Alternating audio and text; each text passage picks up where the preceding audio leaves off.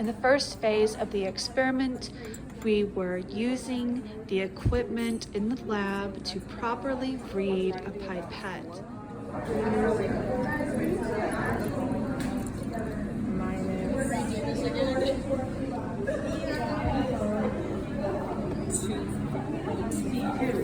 We're gonna measure to 3.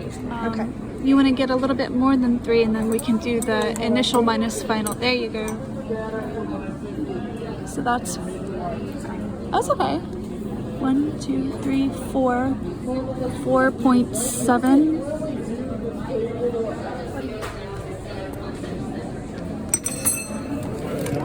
So that's what we started with, and then we want to put it in our small beaker right here. So make sure we get that. You need to see her face while she's doing it. Alright, you want to drop in all of it? Drop about 3.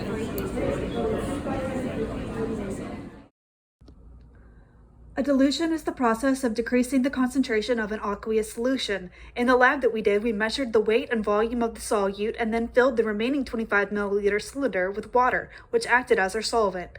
The original solute was what's referred to as the stock solution. The stock solution is valuable because it is a known concentration. We can use this value in our dilution equation. Get close to 5 milliliters into the pipette so that we can do the first round of the calculations. So because it's backwards and we know that there's 10 milliliters, we have 8 milliliters up to the 2 line. 3 maybe? To get 8.21.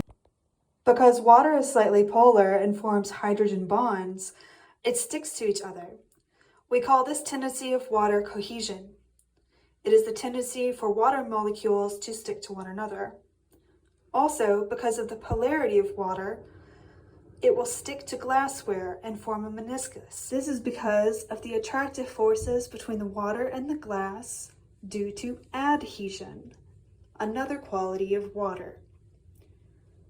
The meniscus is concave and must be read from the bottom of the dip for an accurate measurement.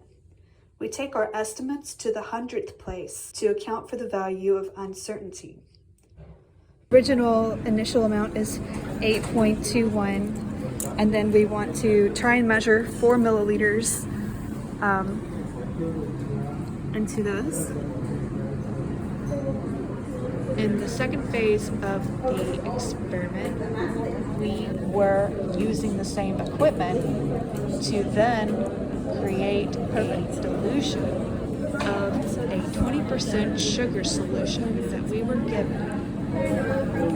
So actual final amount is 4.61. Then we subtract these two numbers to get the volume that we delivered here. So this is our mystery stock solution? Yeah. Used our pipette to measure the stock solution. Deliver it into our Subtract the initial value from the final value in the pipette, and then accurately measure up to the 25 milliliter line to get our dilution. Having known the original concentration and the two values of the initial and final volume, we can use the equation C1 times V1 equals C2 times V2, which stands for concentration 1 times volume 1 is equal to concentration 2 times volume 2, and we then knew the final percentage of our dilution. We took a certain amount of this stock solution that we found to be 3.6 as volume for our initial stock solution volume. This was found after calculating and accounting for the weight of the glassware. So 20 times 3.6 will equal our second concentration multiplied by our second volume of 25 milliliters. Doing out the math, we came up with a final concentration value of 2.88%, and that would be the concentration once we dilute it. After we are done with our experiment, we wash all our beakers, dry them with paper towels, and place all equipment back in storage. We clean and wipe down our counter spaces one final time, and we're done.